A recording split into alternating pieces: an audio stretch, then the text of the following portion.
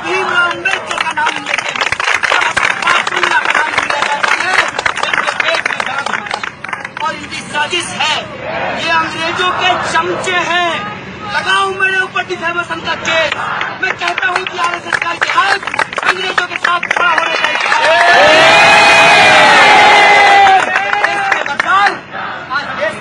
देशभक्ति का सर्टिफिकेट बांटते हैं। मेरा मोबाइल चेक कीजिए साथियों, मेरी माँ और बहन को भक्ति भक्ति गालियां दी जा रही है। इसी भारत माता की बात करते हो। अगर तुम्हारी भारत माता में मेरी माँ शामिल नहीं है, मुझे मंजूर नहीं है यह भारत माता का कंसेप्ट। महिलाएं तो गरीब है, मजदूर है। मेरी माँ आंगनबाड़ी सेविका है।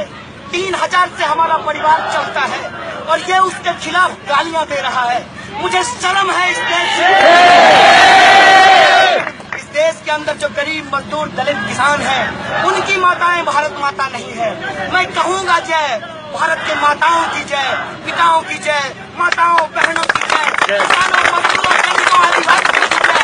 मैं कहूँगा में हिम्मत है तो बोलो इनकलाब जिंदाबाद, बोलो भगत सिंह जिंदाबाद, बोलो सुखदेव जिंदाबाद, बोलो अशफाकुल्लाह खान जिंदाबाद, बोलो बाबा साहब जिंदाबाद। तब हमारे देश में भरोसा करते हैं। और तुम बाबा साहब का 125वीं जयंती मनाने का नाटक कर रहे हो। है तुम में हिम्मत तो सवाल उठाओ, जिसको सवाल बाबा साहब डॉक्टर भीमराव अम्बेडकर ने उठाया। इस देश के अंदर जातिवाद सबसे बड़ी समस्या है। बोलो जातिवाद के ऊपर लगा लाओ रिजर्वेशन, प्राइवेट सेक्टर में रिजर्वेशन लाओ, तमाम जगह रिजर्वेशन को लाओ। सवाल है तब मानेंगे कि तुमको मीडिया चलाएगा नहीं है। कभी नहीं था और कभी नहीं हो सकता। कोई देश अगर बनता है तो वहाँ के लोगों से बनता है। अगर देश की अवधारणा में दूसरे लोगों के लिए जगह नहीं है, गरीब मजदूरों के लिए जगह नहीं है और देश नहीं है।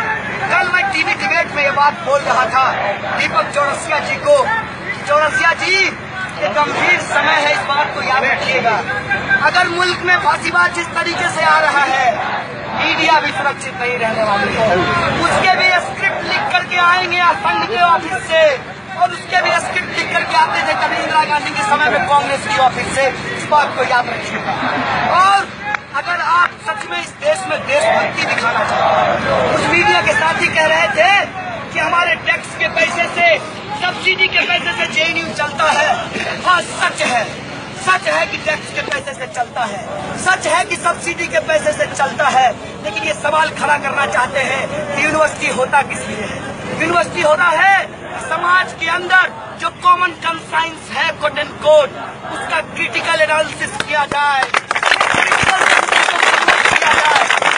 अगर यूनिवर्सिटी के काम में फेल है, कोई देश नहीं बनेगा, उस देश में कोई लोग शामिल नहीं होंगे और देश होगा सिर्फ और सिर्फ पूंजीपतियों के लिए चारागाह होगा। सिर्फ और सिर्फ लूट और शोषण का चारागाह बन करके रह जाएगा। अगर देश के अंदर लोगों की जो संस्कृति है, लोगों की जो मान्यताएं हैं, लोगों का जो अधिकार है, हम उसको शामिल नहीं करेंगे, उससे देश नहीं बनेगा। हम देश के साथ पूरी तरीके से खड़े हैं और उस सपने के साथ खड़े हैं जिसको भगत सिंह और बाबा साहब भीमराव अम्बेडकर ने लिखा।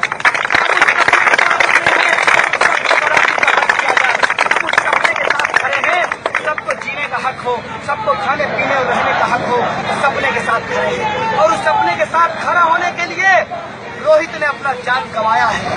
लेकिन मैं कहना चाहता हूँ इन संघियों को, लानत है तुम्हारी सरकार पर और चुनौती है मुझे केंद्र सरकार को कि आप रोहित के मामले में जो किया है वो जेएनयू में हम नहीं होने देंगे।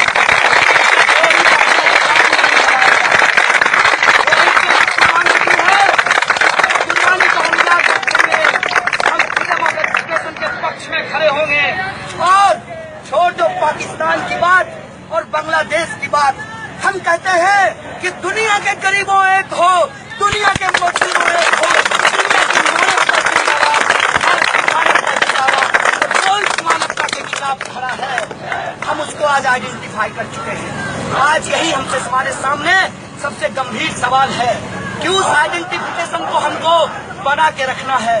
वो जो चेहरा है जातिवाद का, वो जो चेहरा है मनुवाद का, वो जो चेहरा है ब्राह्मणवाद और पूंजीवाद के गठजोड़ का, उस चेहरे को हमको एक्सपोज करना है और सचमुच का लोकतंत्र, सचमुच की आजादी, सबकी आजादी देश में हमको स्थापित करनी है।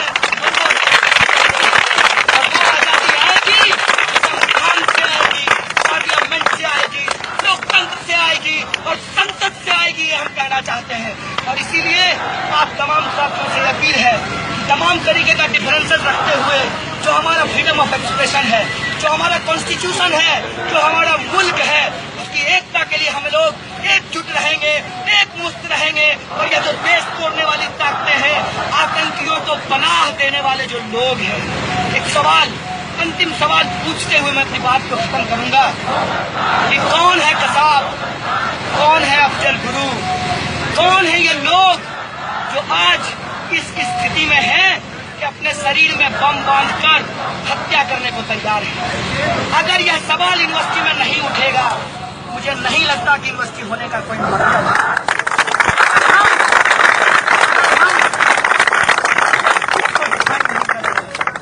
अगर हम वायलेंस को डिफाइन नहीं करेंगे, कैसे आप वायलेंस को देखते हैं?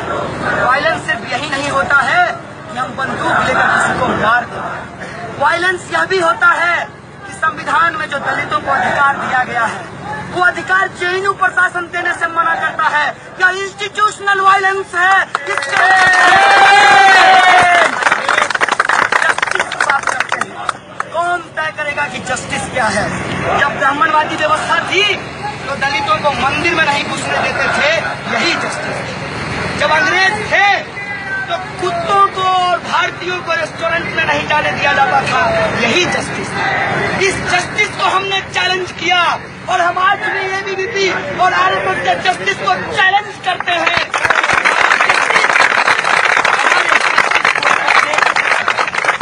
अगर तुम्हारा जस्टिस हमारे जस्टिस को एकोमोडेट नहीं करता है, हम नहीं मानेंगे तुम्हारे जस्टिस को और नहीं मानेंगे तुम्हारी आजादी को। हम मानेंगे उस दिन आजादी को जिस दिन हर इंसान को उसका कॉन्स्टिट्यूशनल राइट मिलेगा, जिस दिन हर इंसान को उसका संवैधानिक अधिकार देते हुए इस मुल्क के अंदर बराबरी का दर्जा दिया जाएगा, उस दिन हम जस्टिस किसी भी तौर पर जेएनयू किसी भी हिंसा का, किसी भी आतंकवादी का, किसी भी आतंकवादी घटना का, किसी भी देश विरोधी एक्टिविटी का कोई समर्थन नहीं करता। एक बात फिर से, जो कुछ लोग अनआइडेंटिफाइड लोग जो पाकिस्तान जिंदाबाद के नारे लगाए हैं, जेएनयू उसके कड़े शब्दों में भर्त्सना करता है। एक बात जो है उसको आप सब लोगों को शेयर करते हुए ये सवाल है जेएनयू एडमिनिस्ट्रेशन और एबीवीपी के लिए। इस कैंपस में 1000 तरह की चीजें होती है। अभी आप ध्यान से एबीवीपी का स्लोगन सुनिए। ये कहते हैं कम्युनिस्ट कुत्ते, ये कहते हैं अफजल गुरु के फिरते, ये कहते हैं जिहादियों के बच्चे। आपको नहीं लगता कि अगर इस संविधान ने हमको नागरिक होने का अधिकार दिया है तो मेरे बाप को कुत्ता कहना ये हमारे संवैधानिक अधिकार का हनन है कि नहीं है? ये सवाल मैं एबीवीपी से पूछता हूं। ये सवाल पूछना चाहते हैं जेएनयू एडमिनिस्ट्रेशन से कि आप किसके लिए काम करते हैं, किसके साथ काम करते हैं और किसके आधार पर काम करते हैं। ये आज बात बिल्कुल स्पष्ट हो चुकी है कि जेएनयू एडमिनिस्ट्रेशन पहले परमिशन देता है, फिर नागपुर से फोन आने के बाद परमिशन देता है।